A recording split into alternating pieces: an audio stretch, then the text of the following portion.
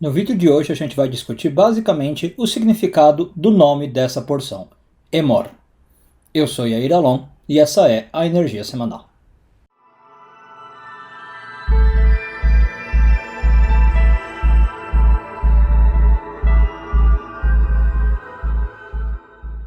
Antes só de entrar no assunto do vídeo, queria agradecer muitíssimo a todo mundo que participou da live da Lua Nova de Touro que eu dei ontem. Se você por acaso não conseguiu participar, a gravação já está disponível, tá lá no Facebook, tá aqui no YouTube, tá?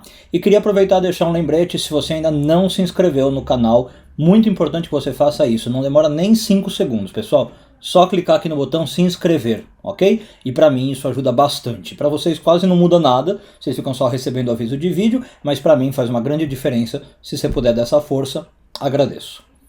Bom, vamos lá. Eu queria falar com vocês um pouquinho sobre o significado do nome dessa porção. Como eu disse, Emor significa dizer, tá? Vamos tentar já começar entendendo o contexto da porção.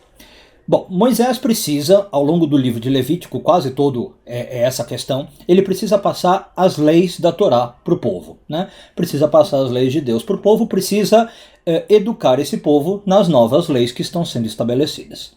E como é que ele precisa fazer isso, né? Ele poderia, se ele vivesse no tempo moderno, teria muito jeito, seria bem prático, né? Ele poderia escrever um livro, ele poderia pôr no Facebook, no Twitter, fazer um vídeo do YouTube, mas na época dele não tinha nada. Ele tinha basicamente só a questão de falar com o povo, de conversar com o povo, né? Então ele tinha que juntar todo mundo e falar.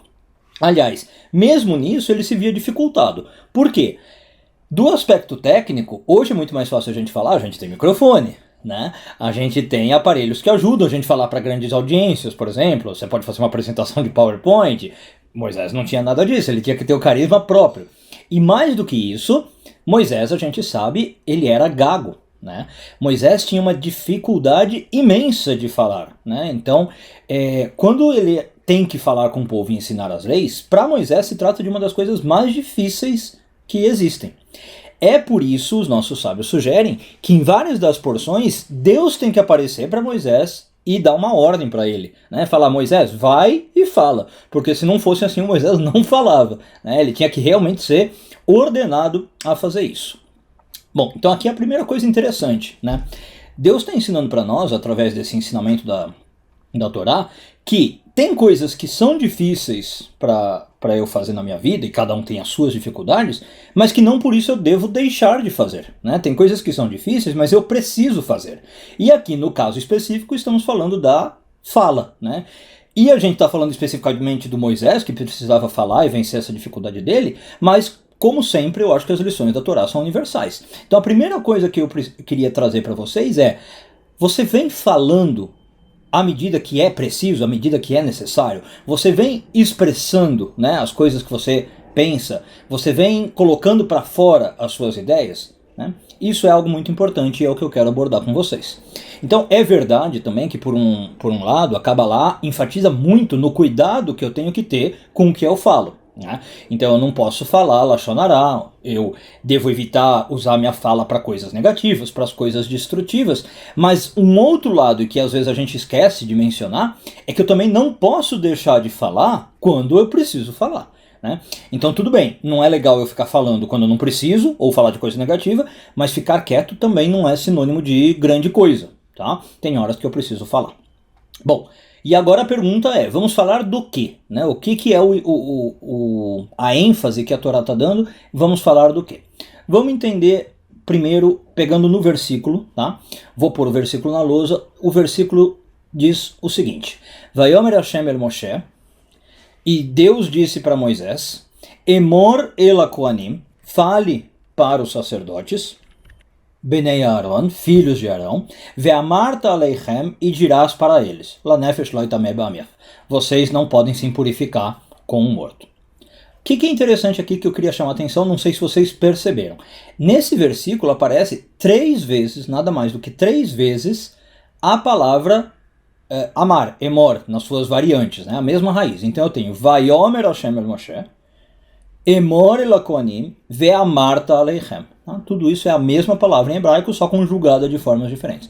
Então Deus fala para Moisés falar para o sacerdote, para os sacerdotes falar, né, São 3 níveis. E aí, claro que os nossos sábios perguntam por que isso, né? Por que essa redundância toda? E em especial, eu vou trazer o comentário do Urashi, que fala de 2 redundâncias, a gente depois vê a terceira. Ele pega as 2 últimas, que fala Emor e Amarta, né? Por que essas duas menções? E Urashi explica que foi de propósito, a Torá fez essa construção sintática para ensinar, que quando eu advirto os grandes, através dos grandes eu estou advertindo os pequenos. Tá? Essa é a linguagem do Urashi. Então o que significa isso? Eu estou mostrando que eu atingindo os grandes, que são os líderes, os professores, né? Esses depois vão chegar também aos pequenos.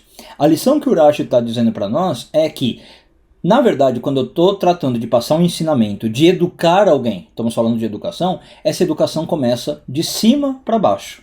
Pode parecer uma coisa besta, mas às vezes a gente esquece disso. A gente acha que vem de baixo para cima. Não. Se os grandes, as pessoas que estão em cima, não passam essa educação para frente, não tem educação. É simples assim.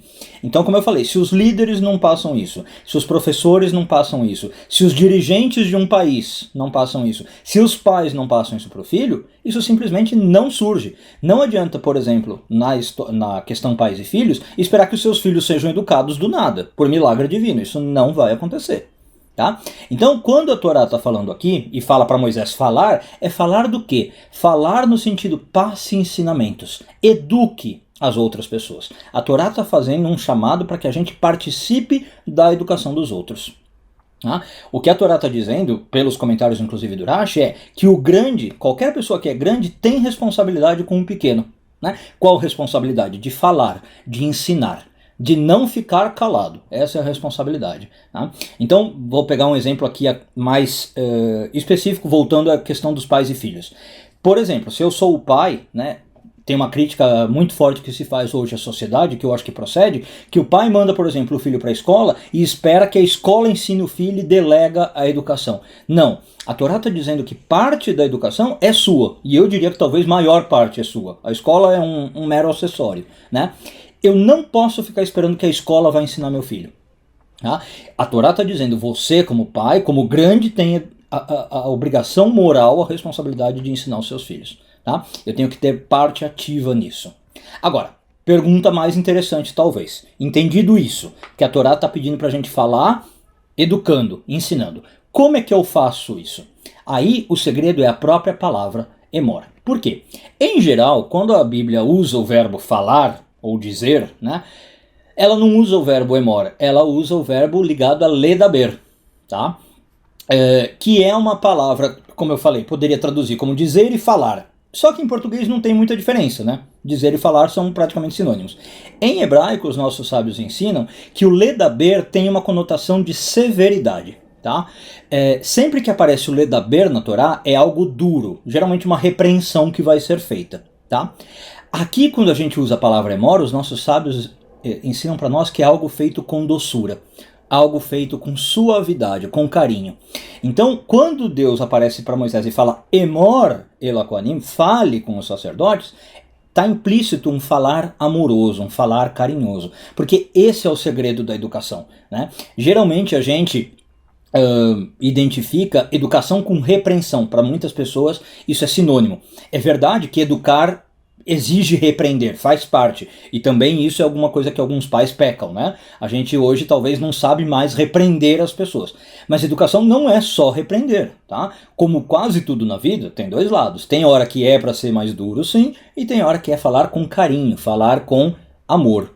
Então quando a gente está falando aqui, olha, você que é mais velho, você que é maior tal, tem a obrigação de ensinar os outros, não estamos falando para você virar aquele velho ranzinza, né, que fica dando lição de moral para todo mundo, que acha o mundo horrível e fica julgando todo mundo e falando que está todo mundo errado e passando as suas lições para todo mundo. Não, é falar de um modo carinhoso, de um modo cuidadoso. Aliás, a palavra que Urashi usa para falar, ele usa lehazhir, né?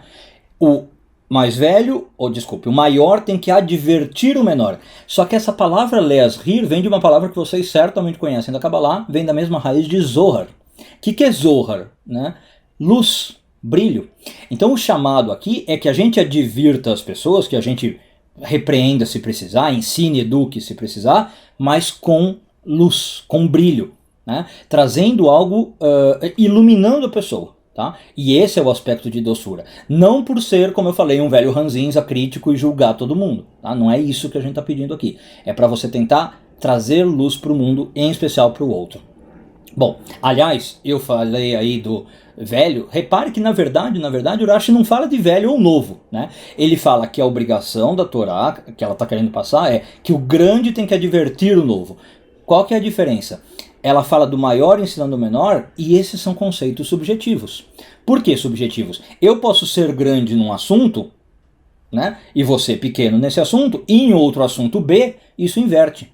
Então não é uma questão de idade. O Rashi nunca falou de velho para novo. Pode ser um novo ensinando um velho. O que importa é o maior advertir o menor. O maior é aquela pessoa, então, que tem sabedoria, que tem uma experiência de vida para compartilhar. Essa pessoa tem a responsabilidade moral, repito, de passar isso para o menor. Mas não significa que também, em outro contexto, ela não seja o menor e ela vai ouvir de alguém, né? Isso são categorias subjetivas que estão mudando o tempo inteiro. Aliás, é um assunto muito interessante, e eu acho que com isso eu encerro, que os sábios, basicamente no Talmud, mas especificamente naquele livro que eu já citei, o Pirkei Avot, o Ética dos Pais, eles dão 3 conselhos. Eles não vêm juntos, eles vêm espalhados, mas os 3 conselhos são: primeiro, alguns deles falam da importância de você ter um Rebbe. Tá? O que é um Rebbe? Um mestre, um professor.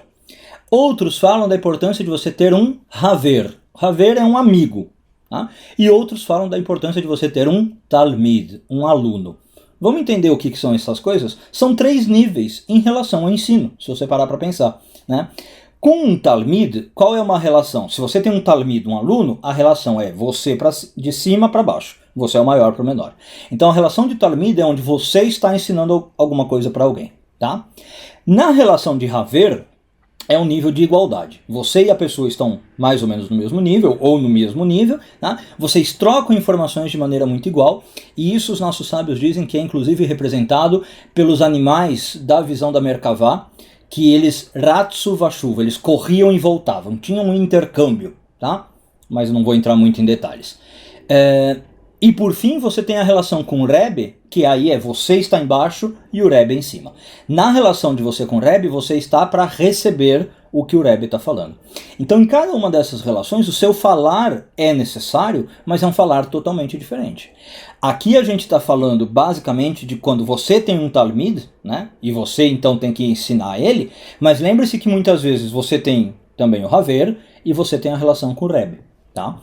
E aí, lembra que eu falei lá no começo que tem, na verdade, 3 vezes a palavra emor nesse versículo, e o Rashi só fala de 2? Agora a gente vai entender por que é essas 3. Então vamos voltar para o versículo e ver como essas 3 relações estão aqui.